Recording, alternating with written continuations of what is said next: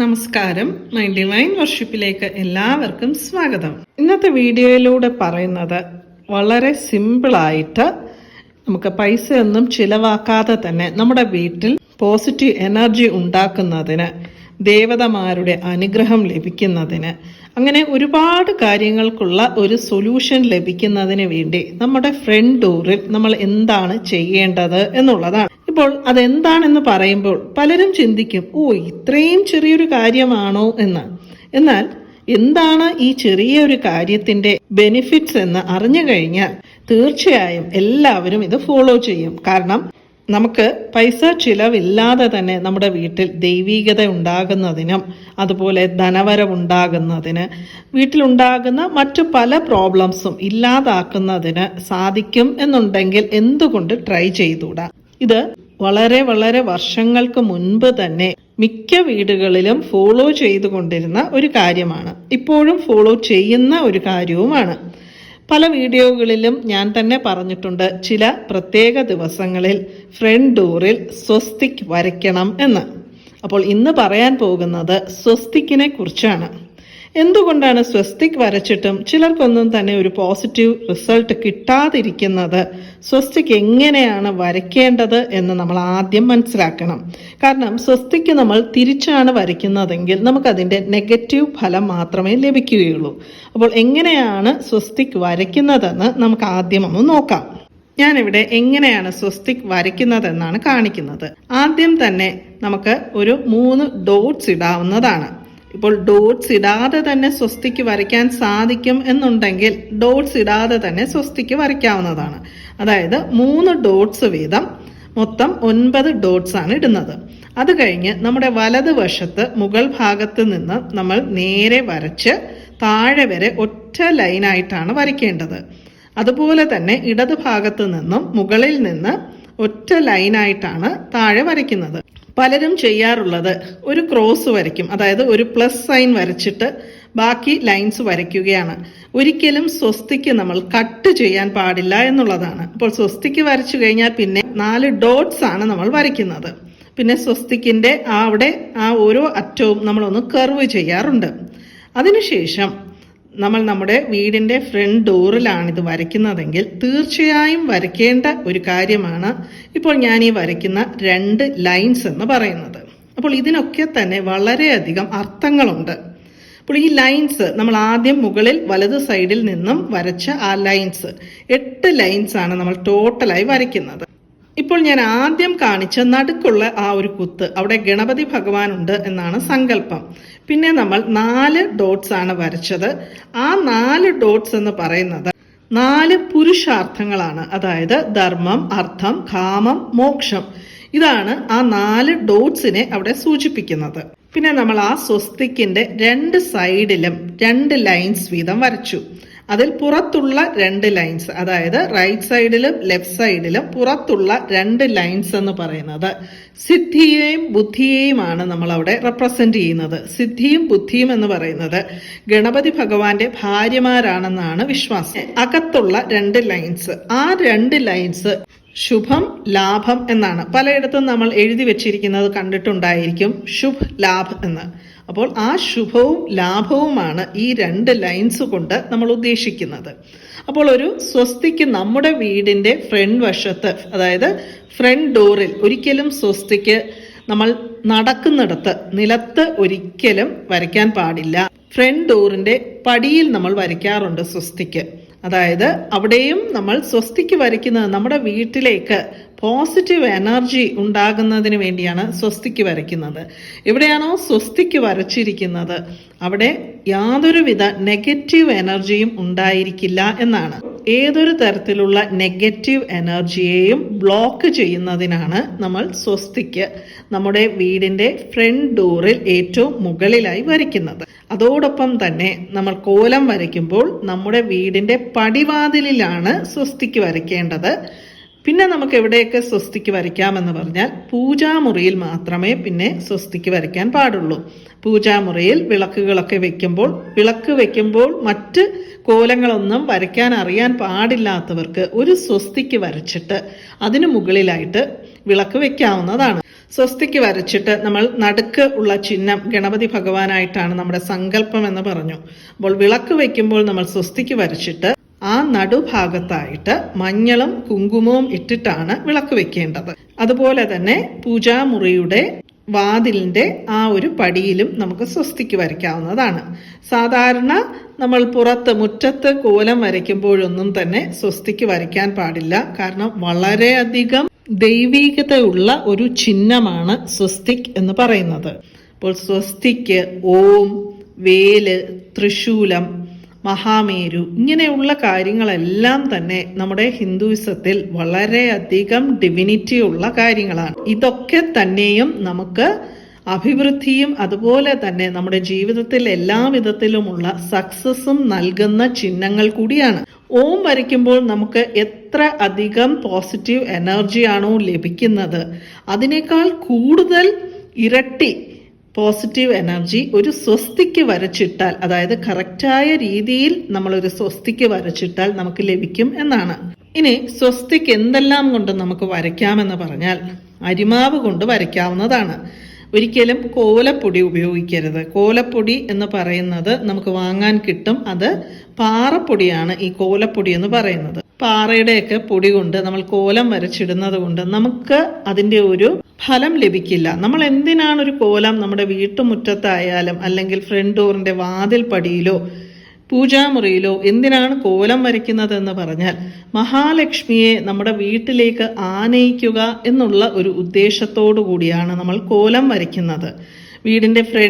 വീടിന്റെ മുൻവശത്ത് മുറ്റത്ത് കോലം വരയ്ക്കുന്നതിന് മറ്റൊരു കാര്യം കൂടിയുണ്ട്. ഞാൻ ഓൾറെഡി പറഞ്ഞിട്ടുള്ളതാണ്.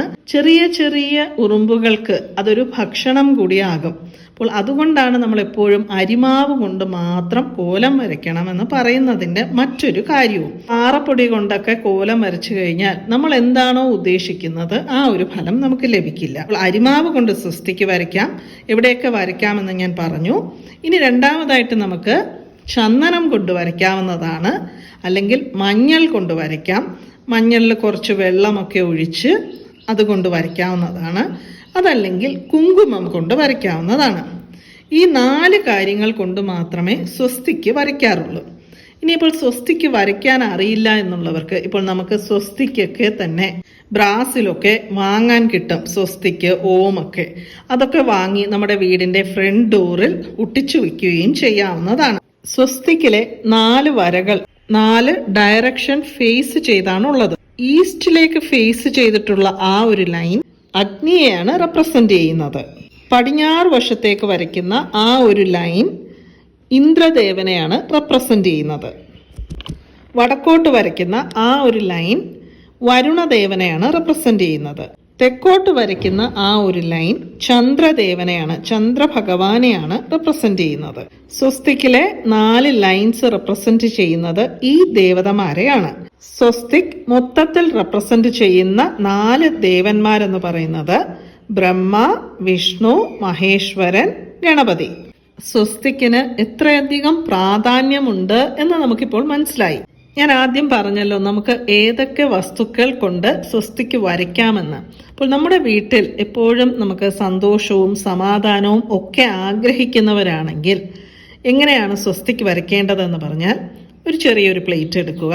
അതിൽ കുറച്ച് മഞ്ഞൾപ്പൊടി, കുറച്ച് കുങ്കുമം, കുറച്ച് ചന്ദനം, പിന്നെ കുറച്ച് അരിപ്പൊടി, ഇതിത്രയും ഇട്ടിട്ട് റോസ് വാട്ടർ, പനിനീര് കൊണ്ട് കുഴയ്ക്കുക. കുഴച്ചിട്ട് സ്വസ്തിക്ക് വരയ്ക്കുക.